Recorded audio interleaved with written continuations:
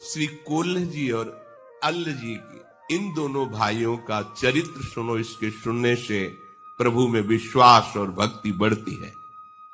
इन दोनों में बड़े भाई श्री कोल्ह जी थे, जो संसार के विषयों से बिल्कुल परम वैराग्यवान, तामसी पदार्थ तो छूते भी नहीं थे। खाने पीने की तो बात जाने दो, हर समय भगवत नाम, भगवत रूप, गुण, बस इन्हीं का गान करते, इन्हीं के ध्यान में रहते थे।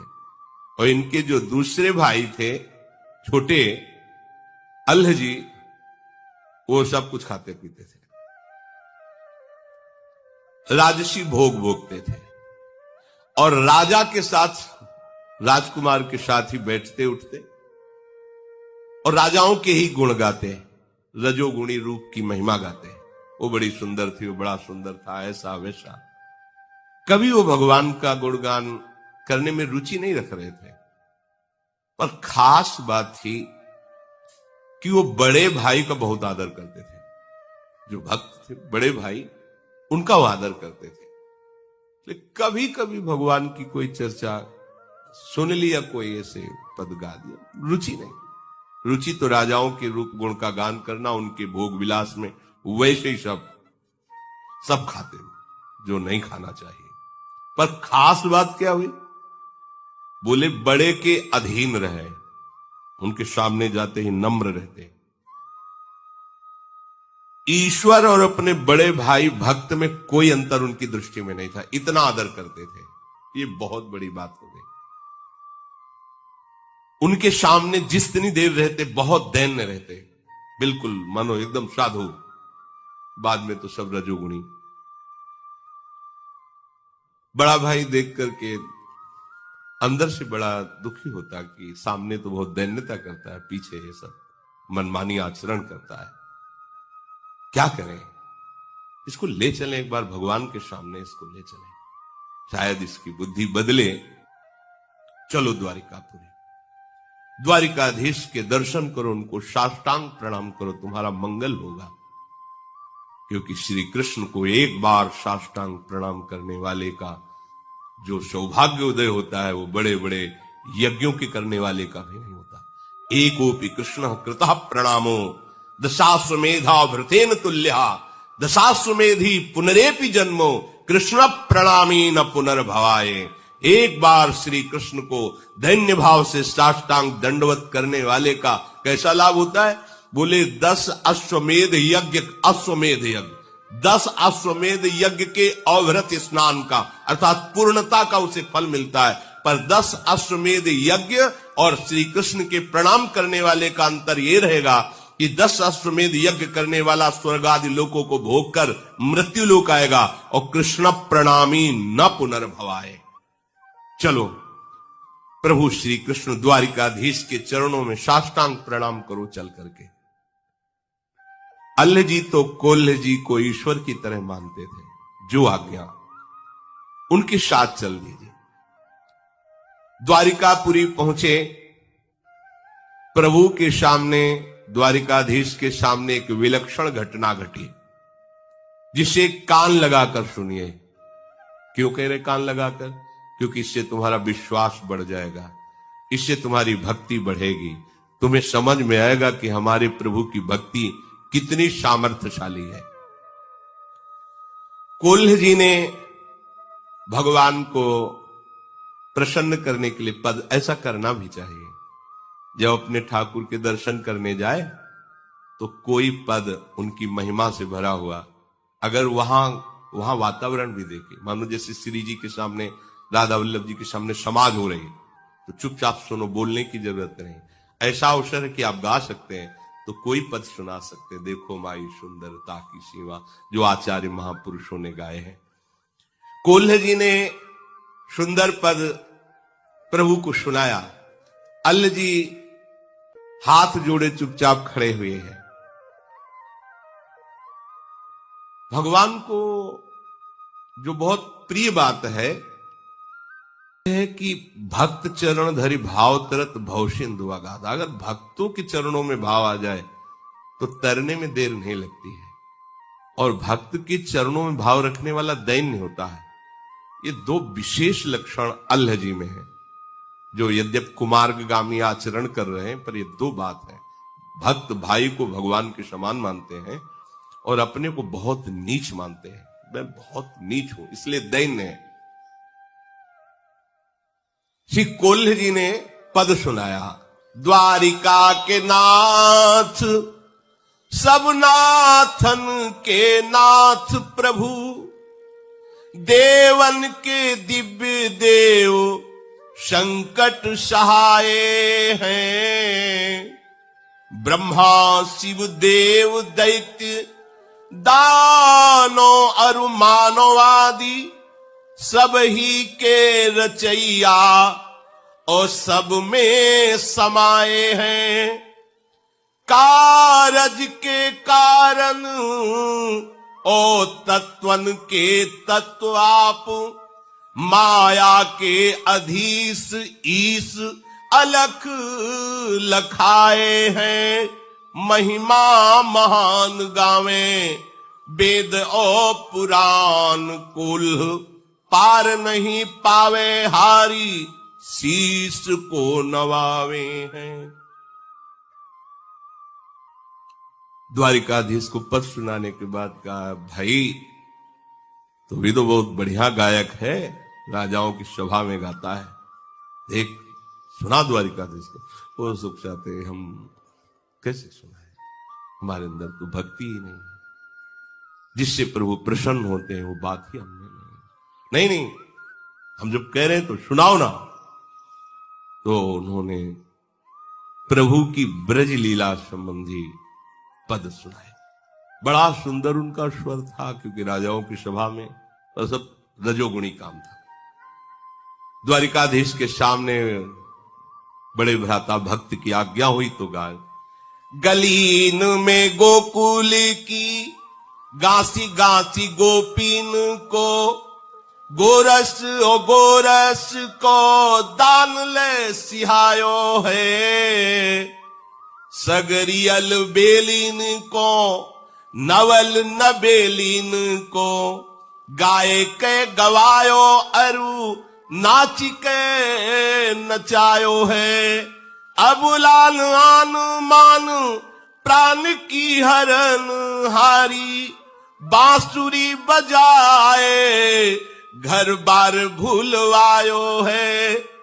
ये जसुदा के छैया, ये रास रंग के रचैया, भैया नेह की नदी में तय नहायो और नहवायो है। देश विदेश के देखे नरेशन रीझिक को जो बूझी करेगो, याते तने तन जात गिरो गुण, सौ गुण अवगुण गाठी परेगो। बांसुरी वारो बड़ो रिझवार है, श्याम जुने कुसुढार ढरेगो। ये लाड़ी लो छैल छबीलो अहीर को, पीर हमारे ही की हरेगो। वाह वाह वाह, द्वारिकाधीश बोल पड़े, वाह वाह। सब आश्चर्यचकित हो गए प्रभु के श्री विग्रह से। साक्षात द्वारिकाधीश बोल पड़े, वाह वाह। ब्रज की लीला प्रभु चित्त चोर के भी चित्त को चुराने लगे। महामहिम श्री जगन्नाथ जी का जो आप रूप देख रहे हैं, ब्रज लीला श्रवण का परिणाम है। प्रेम विकल विह्वल स्वरूप जो जगन्नाथ जी का है, ये ब्रज लीला महाप्रेम स्वरूप है। प्रभु ने हुंकार भरी, वाह। कोल्ह जी ने गाया, द्वारिका के नाथ हो सब महिमा। जो अल्लाह जी ने गाया, पूरा मंदिर आश्चर्यचकित हो गया कि वाह वाह वाह। पहला आश्चर्य, क्योंकि आज तक कभी कोल्ह जी के सामने कोई भागवतिक चमत्कार नहीं प्रकट हुआ था। अल्लाह जी कभी दर्शन करने नहीं आए थे, वही उपद्रव रजोगुणी। पर आज दर्शन करने आए, भगवान ने वाह वाह कह दिया। पहले ही चुभा, ये को बार हम इतना आए, रोज आए, दर्शन किए, गाए, कभी वाह वाह नहीं। हम तो जानते हैं ना, आप भी जानते हो कि शराब वो सब वाह वाह वाह, चलो ठीक, थोड़ी तसल्ली। अब दूसरा प्रोग्राम, माला और प्रसाद, जाओ जो अंग सेवन से पहनाओ जाके अल्लाह जी को। नजदीक गए, अल्लाह जी किसका नाम जी, ये माला दो। नहीं नहीं, हमें नहीं दी होगी, मैं तो नीचा गंदा आचरण करता हूं, ये मेरे भाई को दी होगी। ये जन्म से भगवत भक्ति में लगे हैं, प्रभु के इन्हीं के चरणों के हम आश्रित हैं, इनको दे। नहीं नहीं, भगवान ने नाम लेकर कहा अल्लाह जी को देना। अल्लाह जी तुम्हारा नाम, हाँ, माला पहना दी, प्रसाद। अब तो कोल्ह जी की दृष्टि बदल गई और भगवान की तरफ प्रणय कोप से देखेगी। मतलब अपमान ही करना था तो थोड़ा हल्का करते, इतला कि हम इतला गाते रहे, कभी वाह वाह नहीं कहा, और इसने गाया और माला प्रसादी हृदय में एकदम। इनको नहीं दिया, आपको दिया है, आपका अल्लाह जी नाम पहला। ये है, थोड़ा भी अगर कहीं दासत्व में कमी रह जाती तो ये बात आ जाती है।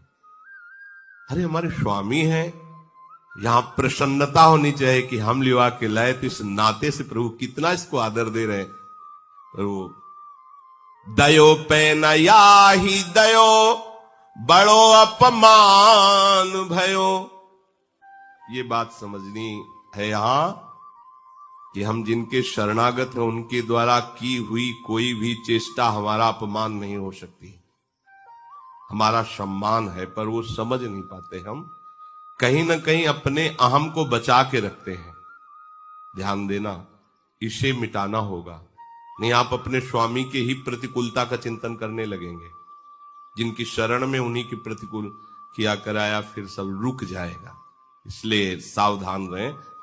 यद्यपि पतन नहीं होगा, पर काहे को जलोगे, समय बर्बाद करोगे। तो फिर अगर तुम हमें नीचा दिखाने की कोशिश करोगे तो फिर हम तुम्हें नीचा दिखा देंगे। ऐसा होता है। सेवा में जो रहते हैं, प्रभु की जो शरण में है, अगर आदेश हुआ कि मान को धूल धूसरित करके ऐसी स्थिति में ला दो कि तुमसे नीच कोई नहीं है, तो तुमको सर्वश्रेष्ठ पदवी देने के लिए, उसको लगता है अच्छा, मतलब अभी तक हम पूरा सर के बल खड़े रहे हो, तुम समझते हो कि हम कुछ है ही नहीं, तो हम बाम चलते हैं, प्रतिकूल चलते हैं, देखते हैं कैसे संभालते हो। और ये तब तक समझ में नहीं आता जब उधर से प्रतिकूलता होती, तब समझ में आता है, नहीं तो समझ में नहीं आता। और सच्चे महापुरुष कभी तुम्हारे मान का पोषण नहीं होने देंगे, कभी नहीं, क्योंकि ये सबसे ज्यादा पतन कराने वाली चीज है। इसीलिए 15वें अध्याय में भगवान जो परम पद आरूढ़ का लक्षण कहे तो निर्मान पहला शब्द, मान रहे सबहि मान प्रद आप अमानी। और ये मान रोग जीवत्व को पुष्ट करता है, देहाभिमान को। और जहां आप महापुरुषों का सानिध्य प्राप्त किए तो महापुरुषों के समान आपको मान मिलेगा, क्योंकि उनके सानिध्य में वो सम्मान जब हम स्वीकार कर लेते तो मान का रोग बढ़ जाता है।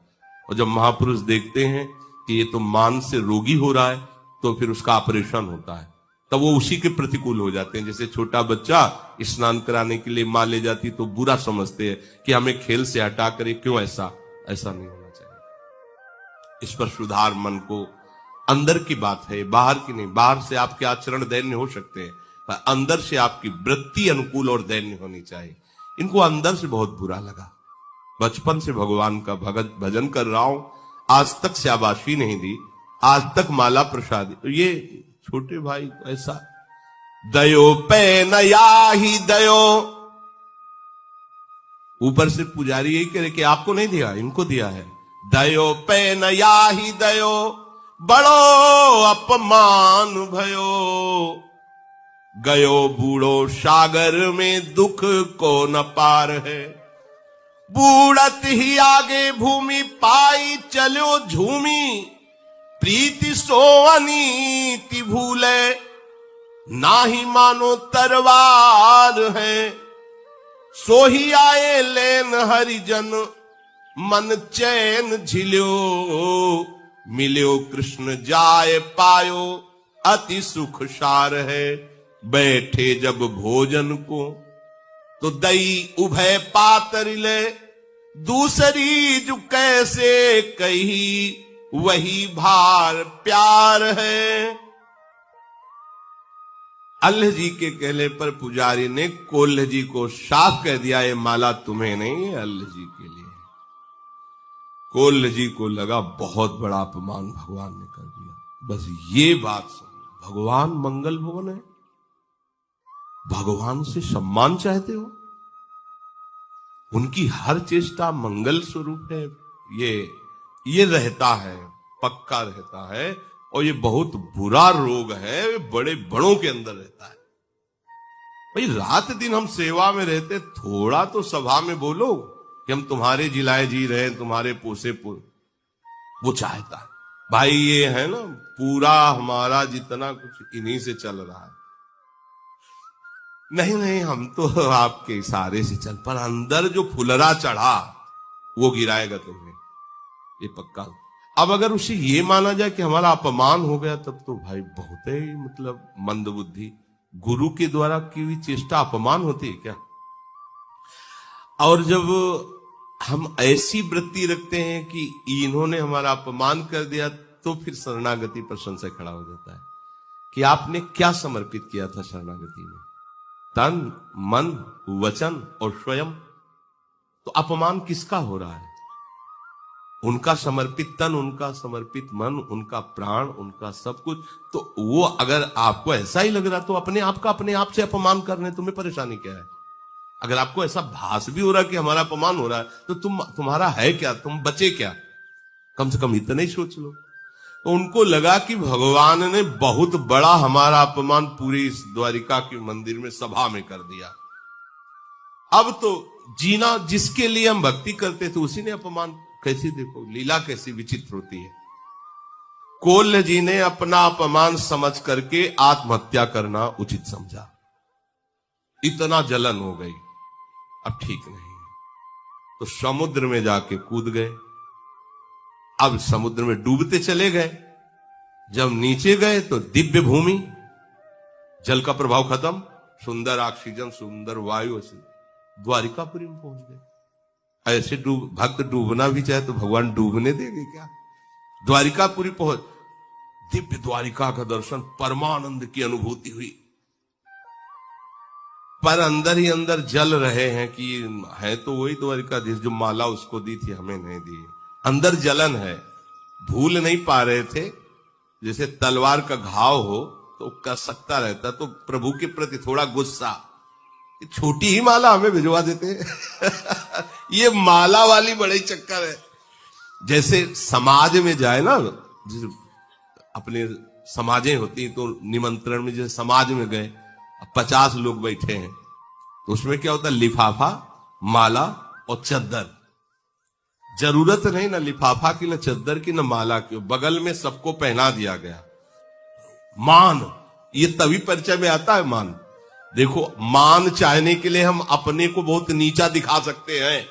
मैं दुष्ट हूं, अधम हूं, नीच हूं, पामर हूं, जूता के पास बैठ जाएंगे जाके, बात समझना।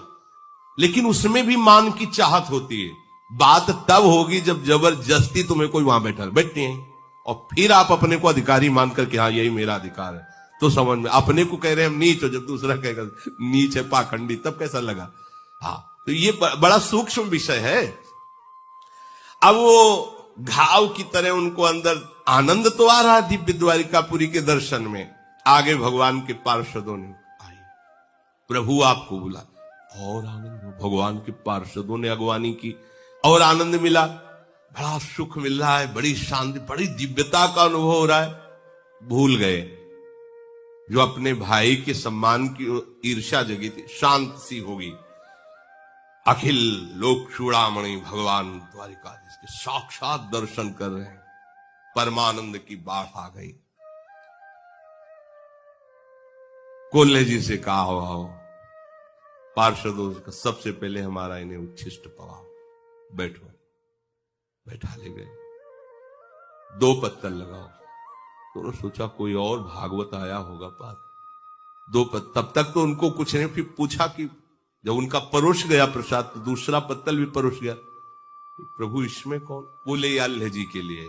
और मतलब यहां भी अभी हमने पाया ले उसके लिए पत्थर लगवा दिया, वो फिर अंदर जो है पूरी जलन। तुम्हारे छोटे भाई अल्लाह जी के लिए है और वो तुमको भी तो बहुत प्यारा है। अब अंदर ऐसे मसोस के रह गए कि मतलब बात क्या है, इतना प्रभु इतना उसको प्यार करते। यहां भी आज सबे विश्व भयो दुख गयो सोई हुयो नयो, दयो पर बोधवा की बात सुन लीजिए।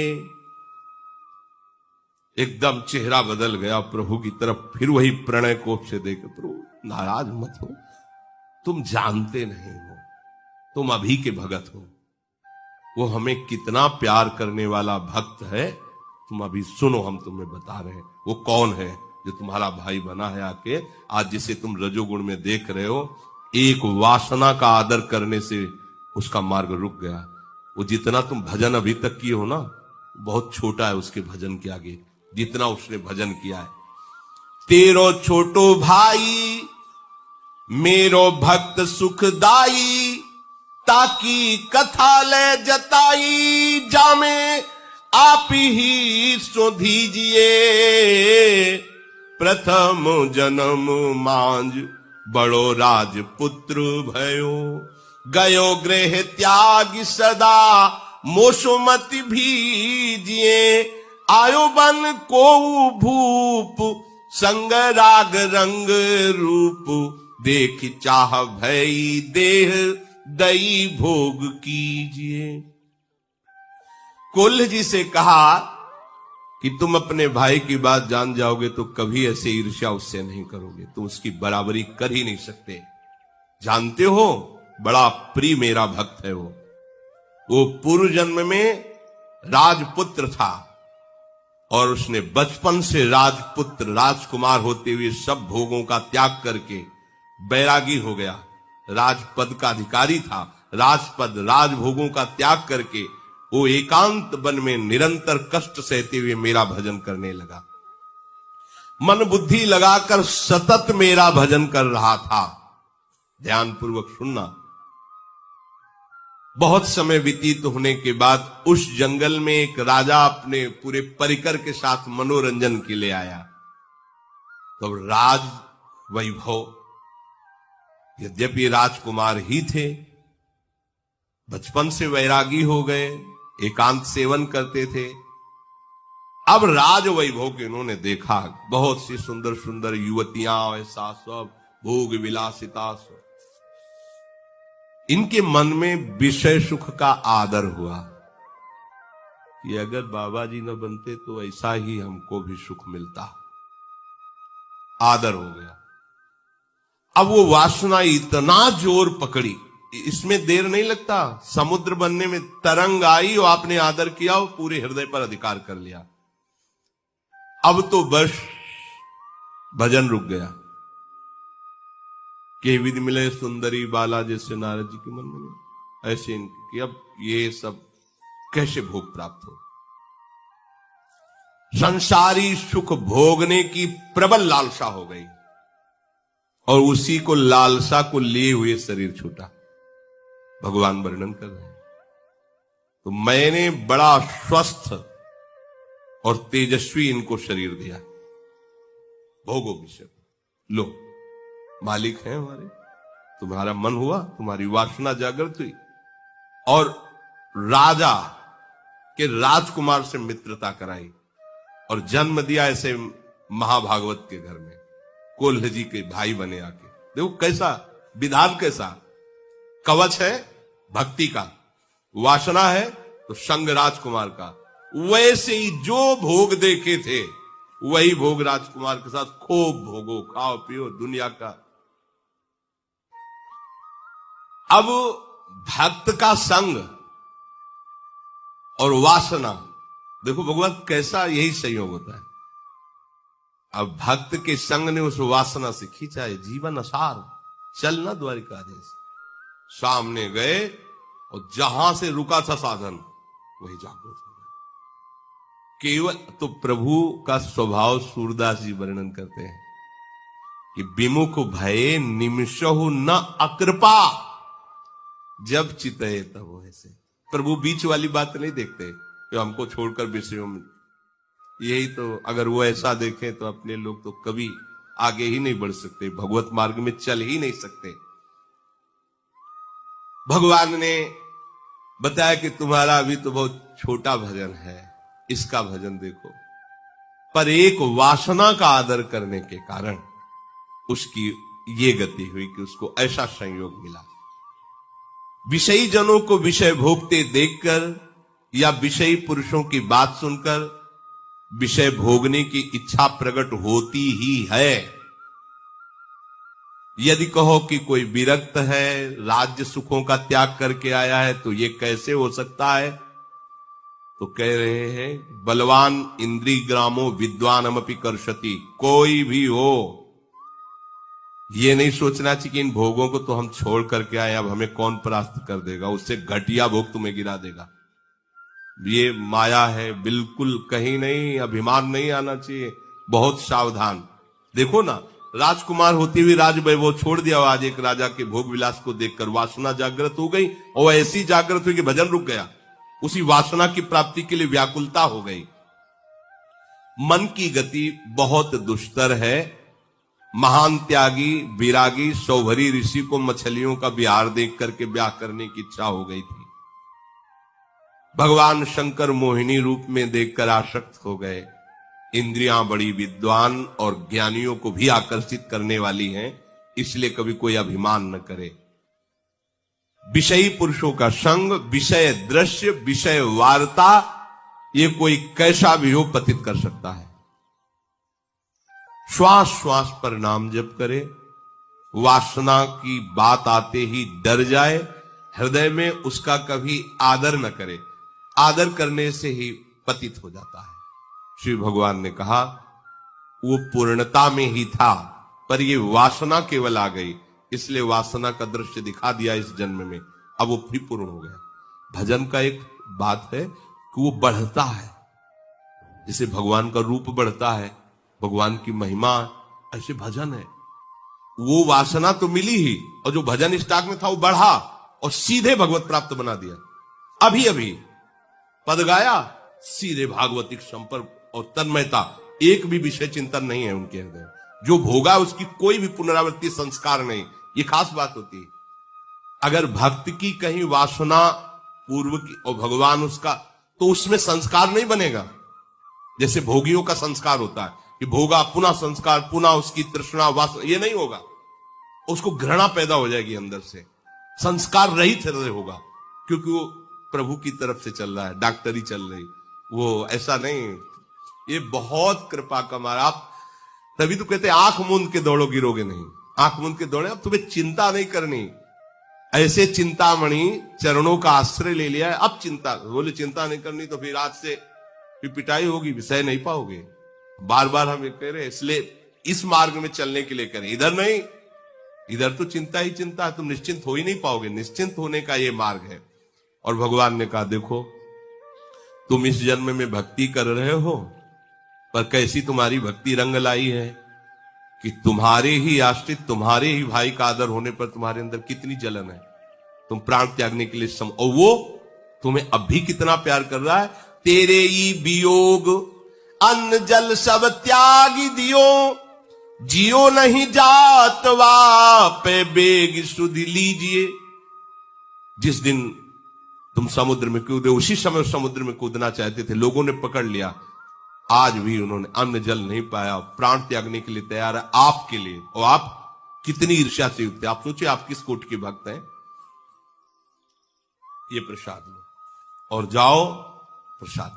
हाथ पे प्रसाद दीनो, आए घर चीन लीनो, सुपनो सो गयो बीती, प्रीतिवासो कीजिए। द्वारिका को संग सुनी, आवती ही आगे चलो, मिलो भूमि पर दृग भरी वह दीजिए। कही सब बात श्याम, धाम तजु ताही छिन, करो बनवास दो अतिमति भीजिए। तुम्हारे वियोग में तुम्हारे छोटे भाई ने अन्न जल त्याग दिया है, तुम्हारे वियोग में वो प्राण त्याग देगा अगर तुम नहीं पहुंचे। शीघ्र जाओ, भगवान जी ने वो प्रसाद दे, जाओ उनको देना। और प्रभु की वो शंख चक्र के छाप लेकर के आए। अब वो जो अपमानजनित दुख था क्षण में नष्ट हो गया, क्योंकि अज्ञान के कारण था। अपने भाई पर अपार प्रेम हुआ। अल्ल जी ने जब सुना कि कोल्ह जी को द्वारिकाधीश के दर्शन हुए तो भूमि पर लेटकर उनको प्रणाम करके उनका स्वागत किया।